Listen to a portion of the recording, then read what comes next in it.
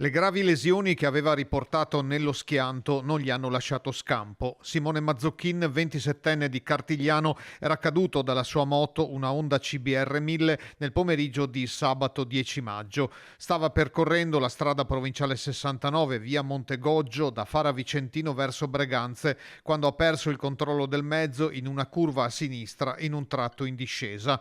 Dopo la rovinosa caduta, il giovane aveva urtato violentemente il guardrail, finendo sbalzato nel terreno agricolo adiacente.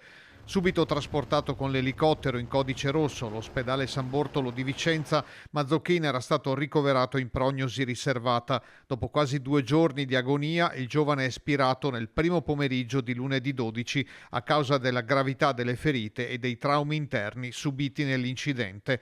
La notizia del decesso è stata confermata dal consorzio di polizia locale Nord-Est Vicentino, che sabato era intervenuto con 2 pattuglie sul luogo dell'incidente.